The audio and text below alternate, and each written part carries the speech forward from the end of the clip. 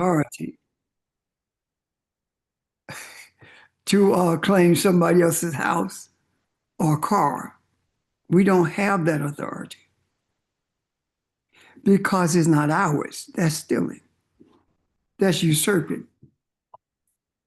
The traffic had nothing to do with usurping something from someone, but it had everything to do with your anxiety about being caught in that traffic. So that was that authority for you to make that decision and desire known brought it to fruition. However, it will not do it if it is an empty desire. An empty desire is when you say something just to see if it's going to happen. An empty desire is that if you say something, but you really don't believe that it's going to happen, you must experience the thing that you are speaking. This is not a magic, the words are not a magic wand that's going to reorder the life for our benefit. However,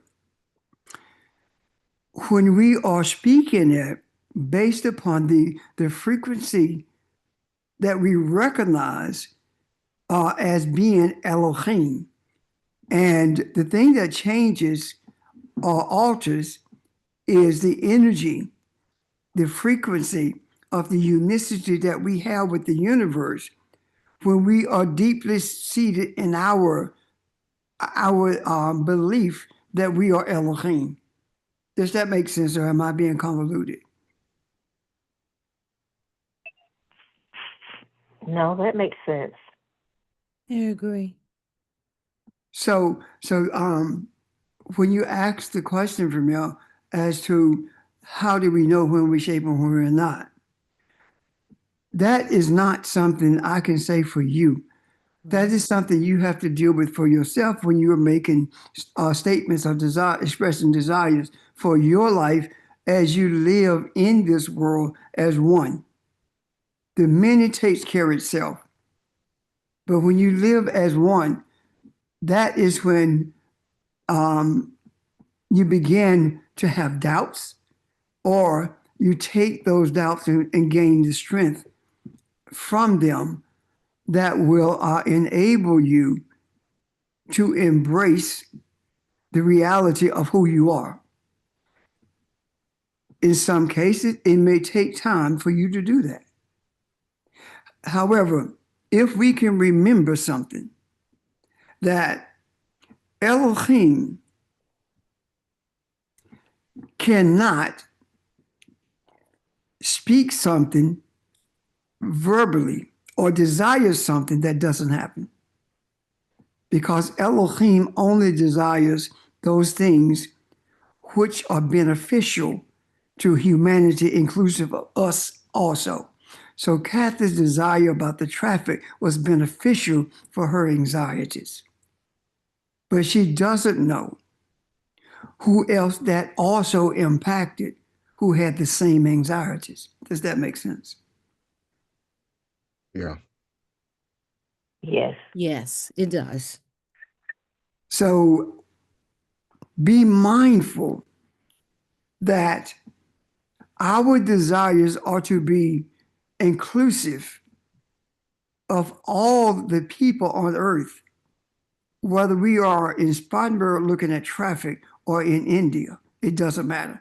The anxieties are universal. And the antidote for the anxieties is also universal. Makes sense so far? I know it makes sense, but is it clear? It's clear. Okay. Yes. Now, the other thing is this.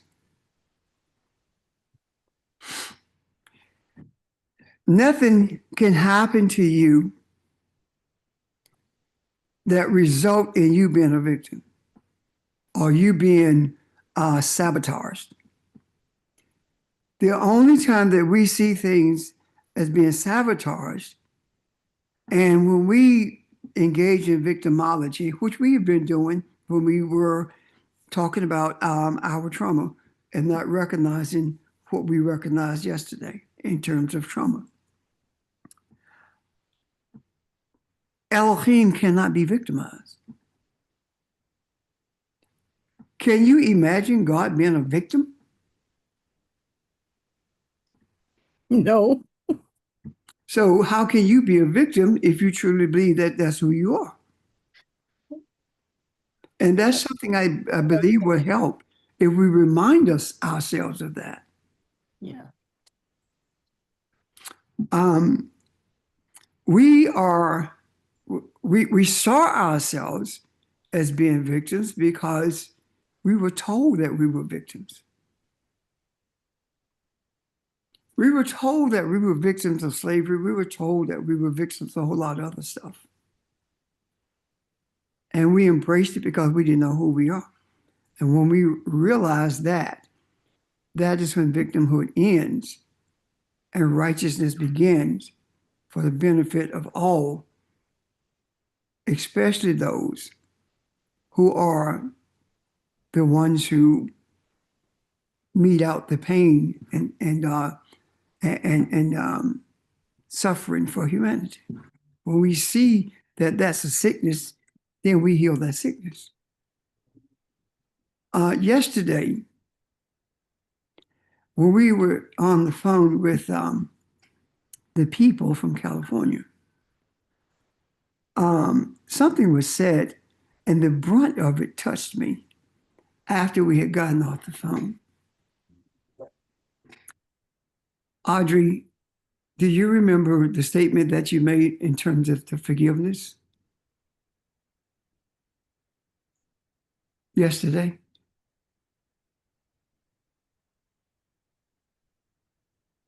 I can't hear you. I can't hear you. You're muted. You're unmuted, but we still can't hear you. Yeah. Yeah. About now. Yeah. Good. We're good. Yes. Okay. All right. Yeah, I remember what I said. Would you repeat it, please? Now I can't hear you. Say it again. Okay.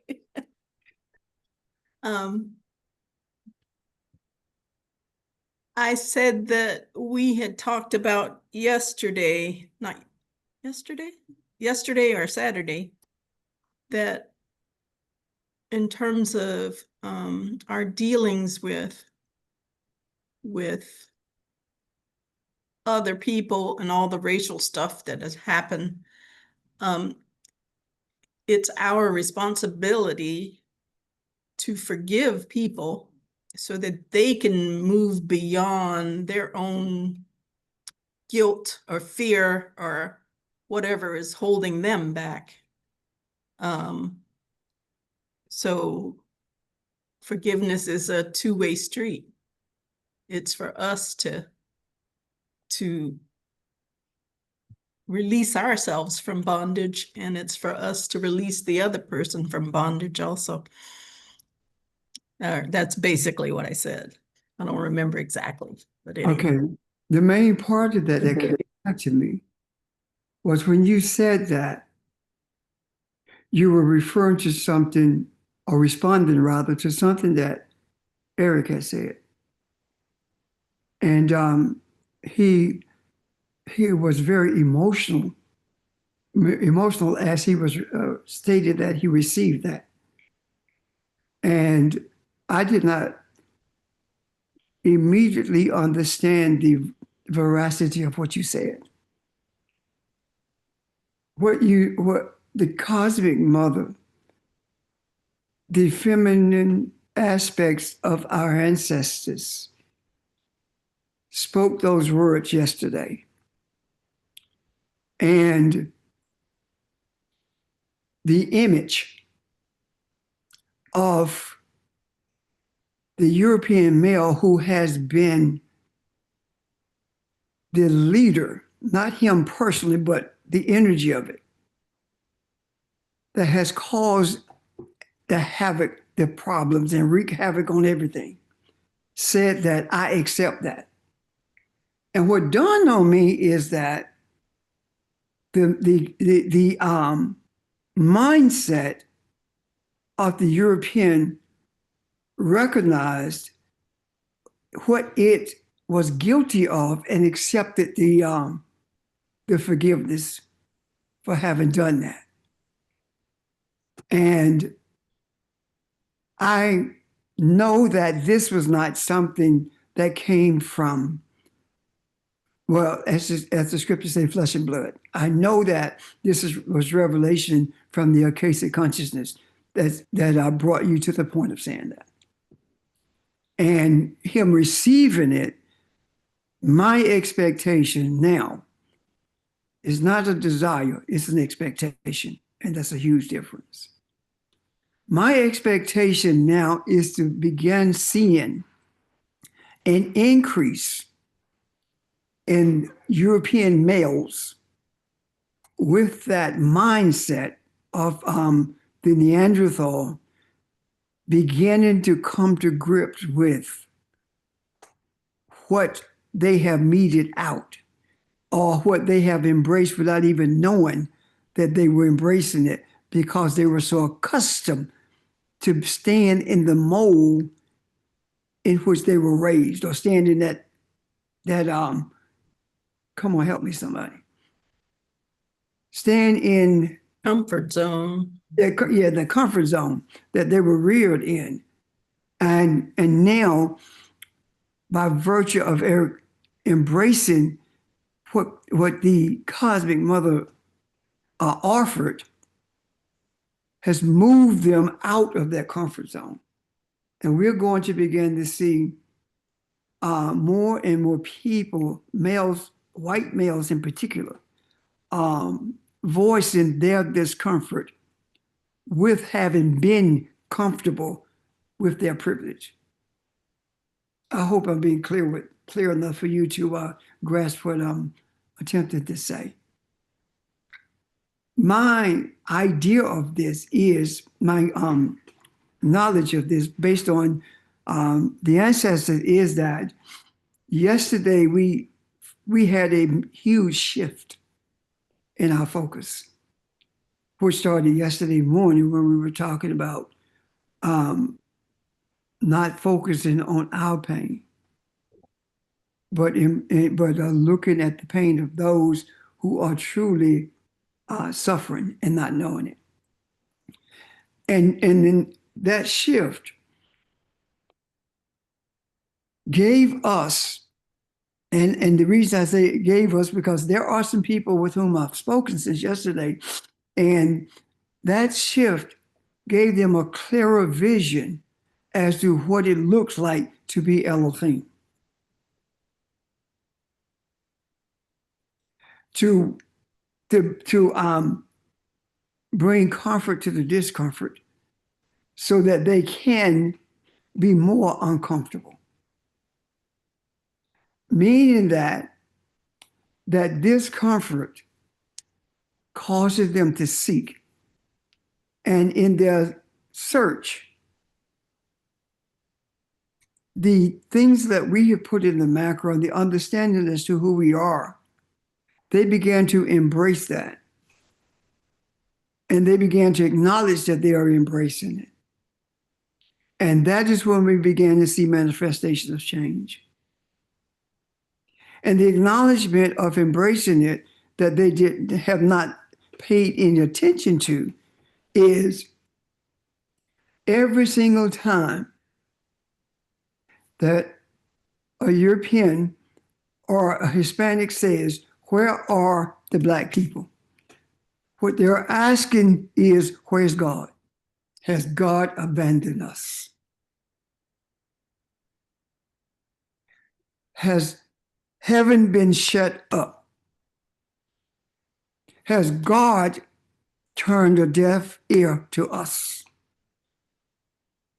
And the cry is not answered until the pain gets to a place where it is unbearable. And it is no longer where are the Black people as much as it is where are the Black people, meaning where are our spiritual deliverers? And the thing that gives me so much confidence in what I'm hearing is yesterday, our conversation was centered around we as Africans recognizing that we are Elohim. Was it not? Yeah. We talked about our divinity and the deliverance, and it was embraced. So, Yeah. so now there is a cry, where is God? The scriptures talk about that. And I've said to you, if you want to know what it looks like to be Elohim, look at the scriptures. How long has the heavens been shut up? How long have we not hearkened to the cry because we were so busy looking at our pain and using political tactics to heal ourselves until we are got where we are now? We understand that it's only spirituality that can bring the healing, and the healing doesn't come by freeing us of the trauma because we ask for it. We heal ourselves by recognizing that we are Elohim. We heal ourselves by healing others.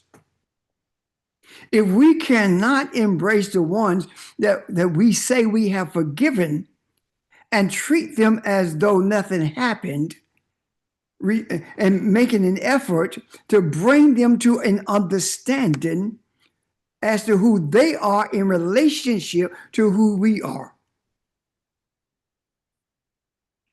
When we do that, and we have done that in the last couple of days, that is when we begin to feel, to have the experience that we cannot describe of what it looks like to be Elohim.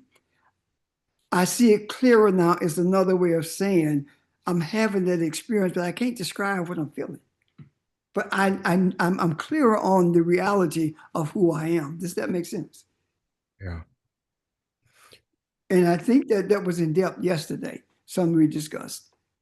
Ron?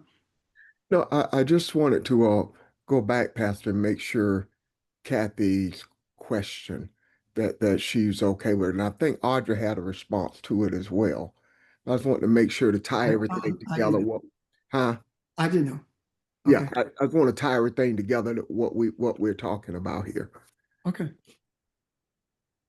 Yes, Ron. I guess what I'm basically saying is when we recognize, and this is me just thinking it through as I'm saying it, when we recognize on the day-to-day experience of living life who we are and speak those things with power and authority, it is much easier when we are looking at the masses and knowing that we are responsible for this.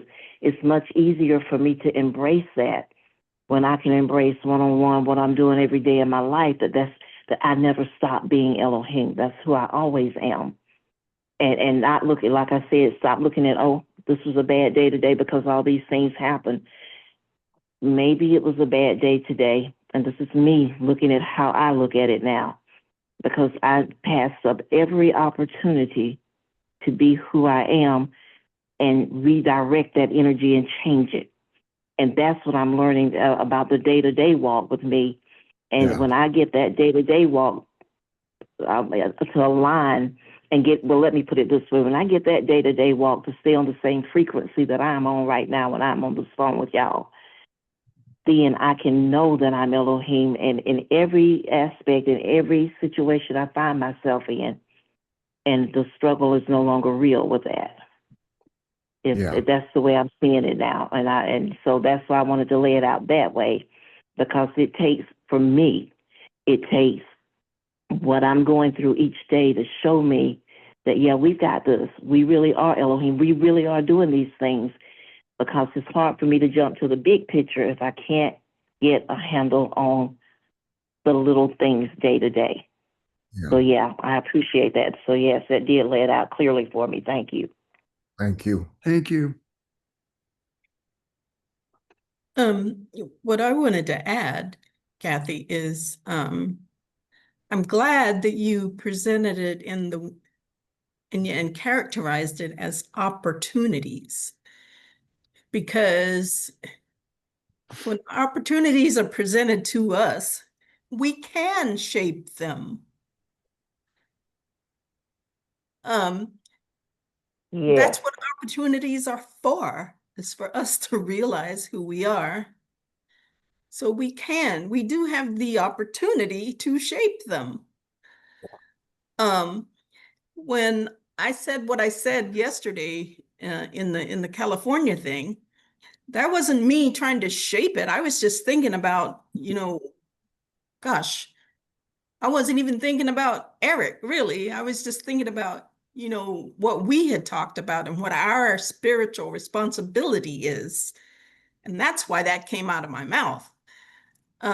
So I think that's an example of how the Akashic Record can shape things, which is just using me. It has nothing really to do with me. It's for mankind.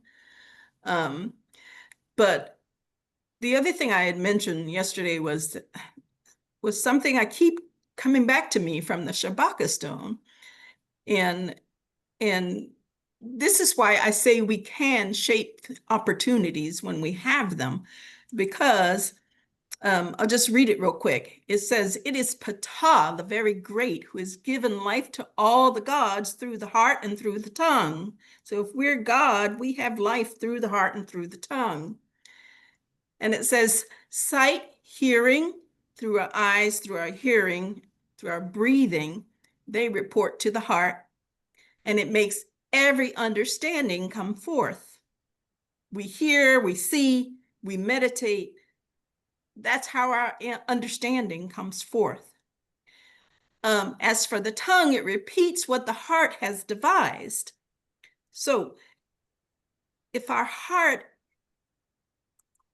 understanding comes from our heart, then our tongue repeats what our heart has devised, then we can shape things.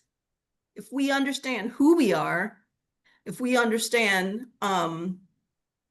what we've heard from that still small voice, if we understand our connection to the Creator, then we can shape every opportunity that comes our way. And it's for us. I mean, your opportunity may be different from my opportunity. So you get to shape your opportunities. I get to shape my opportunities. But we do it through our desires, through what we hear, what we see with our eye, what we gain when we meditate. All of that shapes what's in the heart, and then from the heart comes the tongue. We can shape things. For clarity, everybody, and when we do talk about shaping things, we can do these things as long as it's not selfishness. So when you talk about opportunities, you're not talking about my own selfish desires, correct? No, You- no, you- I'm talking about when the Creator presents opportunities yeah. to you. I just want to make sure we put that out there. Yeah. Yeah. Yes. Thank you. See, this has nothing to do with naming and claiming. Yeah. I just want to make sure we put that out there because we've said I this. understand. Yeah. Yeah. See, everyone on this phone at some time in their life has interacted with charismatic doctrine or beliefs. And the whole naming and claiming thing is one of those things that is in our psyche, just like the rest of Christianity is. Yeah. And that delineation is very important. Glad you made it. There's one other thing I want to say. When Kathy was talking, she talked about staying on this frequency. Um, We are Elohim and we recognize that, but we don't always have to feel like it. You're not going to always feel like you're on a certain frequency. Example is uh family members get on your nerve. You still love them, but you don't always want to be with them, right? So it doesn't break the bond, but so we are Elohim, and that I have to keep in mind myself sometimes. I don't always feel energetic or I hope that makes sense. That's enough. But I hope that makes sense. It does. It does. makes sense. Does, and I appreciate what both you and Audrey just said just now, because that's a mouthful and that is so powerful. And I'm learning it's okay to walk in authority. And I'm not going to spend a lot of time right there, but all of this of understanding who I am and as Elohim, if I never take advantage of these opportunities, I never walk in the authority that I am, that I have been given who I am to change all of these things. And that's what lowers my vibration sometimes, because if I allow myself to be beaten down by the circumstances that I'm facing on any given day, then no, I'm not going to feel like Elohim, nor am I going to feel like that I am doing anything to change anything for anybody, because I can't even sustain myself. And so that's why I think it's so important that we are having this conversation, because I think we all go there from time to time, Ron. I think we've all been there. So I Yes. just appreciate the conversation. So thank you. Thank you. Wanted to add something else too, because this is something I've been looking at. I think there's a correlation with us. If you look at Jesus or deliverance, I think it's more than deliverance, but deliverance and Elohim, Jesus and being Elohim. I think we're all of that, and pulling that together. I think that's worthy of talking about at some point. But I was looking at it from the perspective of a drop of water. A drop of water in the ocean uh, does what it's supposed to do. Meaning, if the wind blows, if it lands in the sand, and it evaporates, whatever it's supposed to do, it does it. It doesn't stop being a drop of water. It flows. It may land in somebody's boat away from the rest of the ocean, but it's still being the ocean. It never stops being the ocean. No matter which way it blows, no matter if the sun evaporates it, if it rains and it overflows into someone's boat or whatever, it's always the drop of water. So if we look at us, we're each drops of water, and we flow just like the wind, just like the breath, just like the spirit blows us. We're individuals, but we're collective.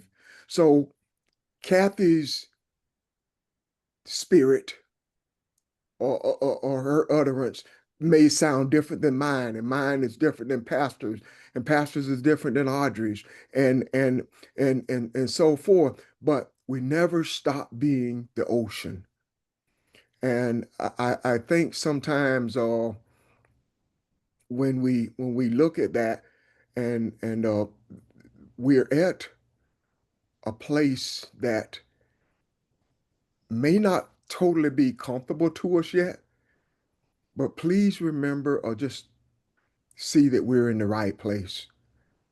There are days that we don't feel that energy or second guess whoever, whatever circumstances we're in.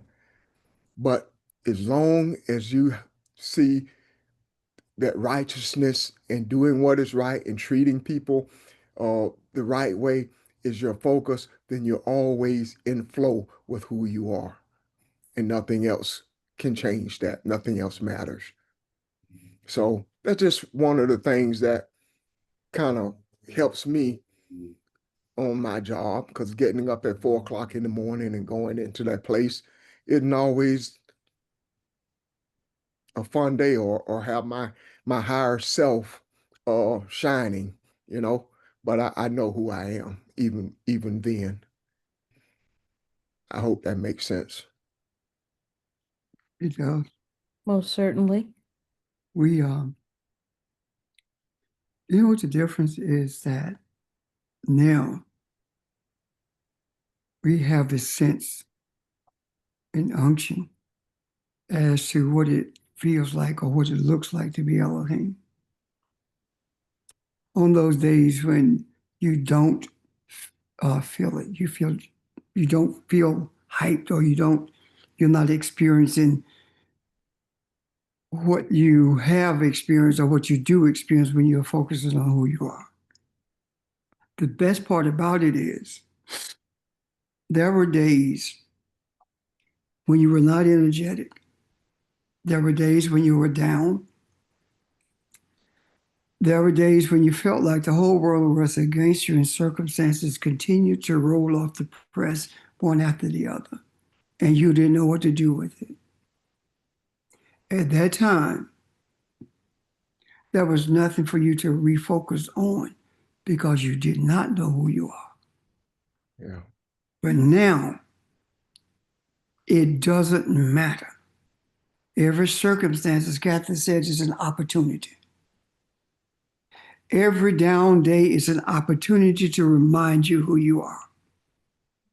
But there was a time when it didn't happen like that because we didn't know who we are. We thought we were Christians and God was going to make it all right, but it never got all right.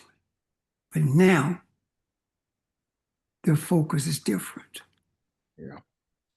Totally different.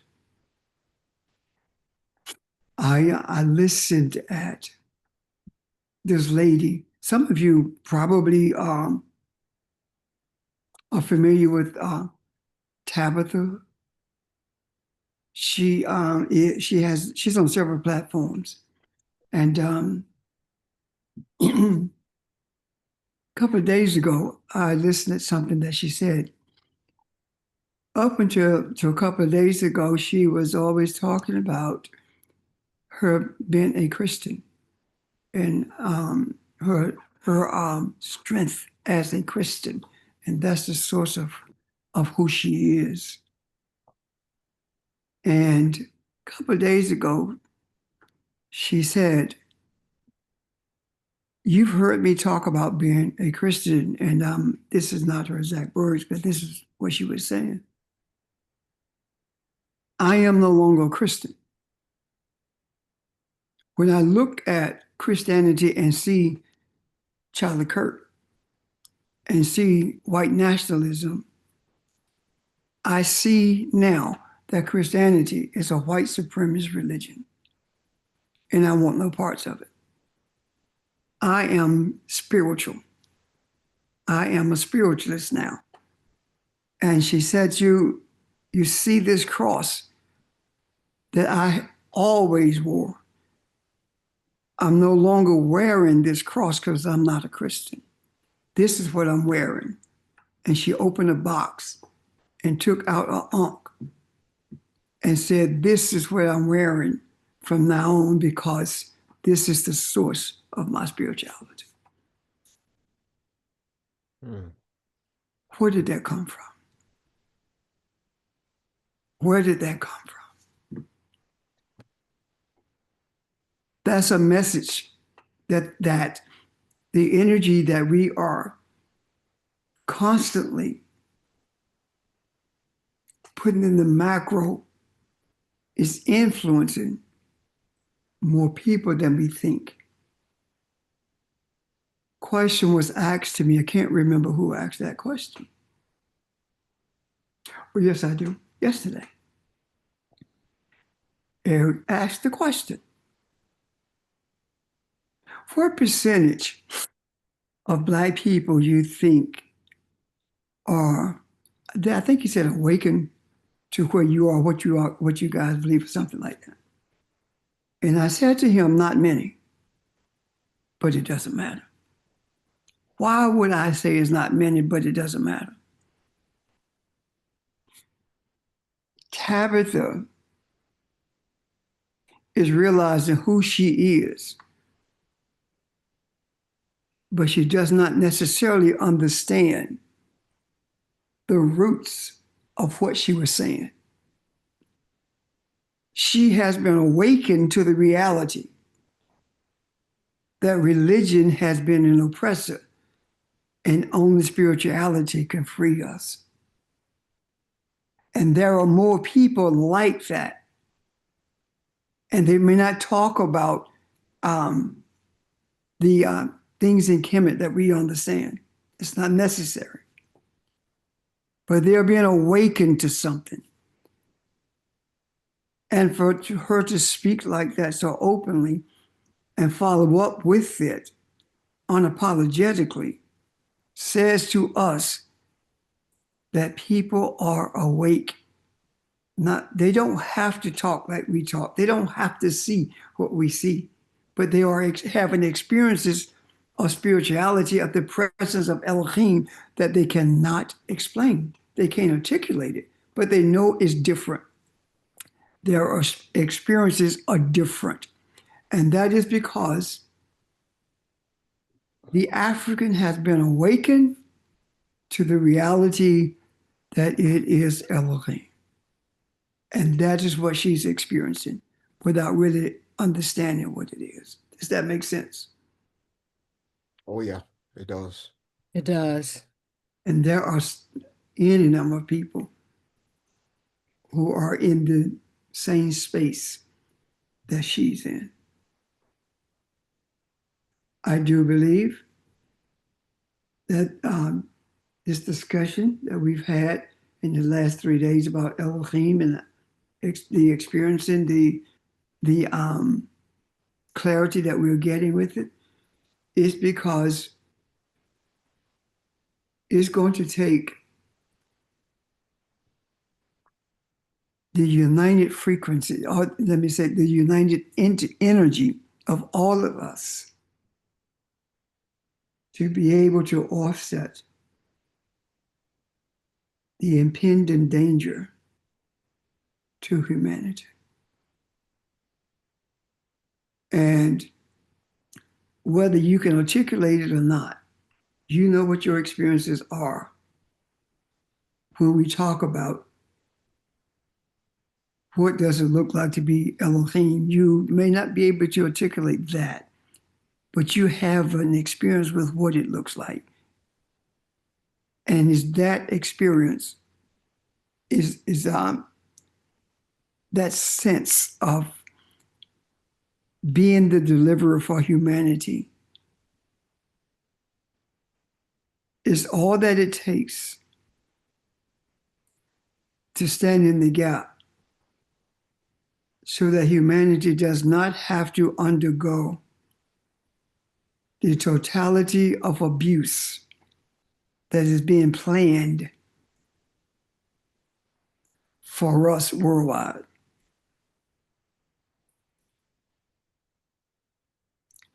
We are prepared, not being, we are prepared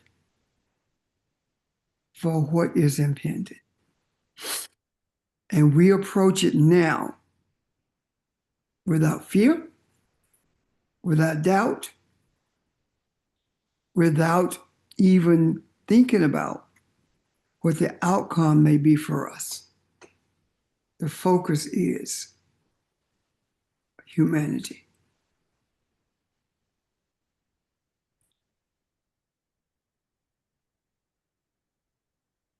Last thing tonight, for me, unless there are questions or comments, is this.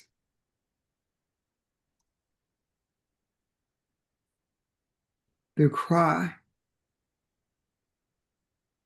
from all the people who are in the street is the same. Where is God? Where are the Africans? And the ancestors will guide us and show us when it's time for God to speak when it's time for heaven to open its gates. And what I mean by that is this: when it's time for enlightenment to flow like the rivers of water and bring peace and solace to those who are suffering and those who have lived by privilege and understand now they have to live by the light as opposed to the privilege of this material world. Ashe. Shay. Ashe.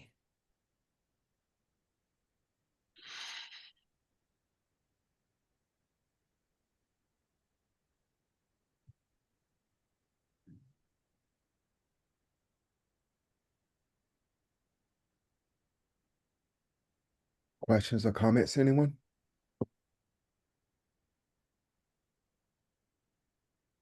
Okay. Good discussion.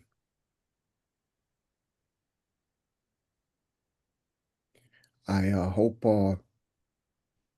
you guys have a great week. Look forward to next week, next Saturday, and take care, okay? Stay warm. It's going to get cool next few days. I go get cold. Yeah. Yes.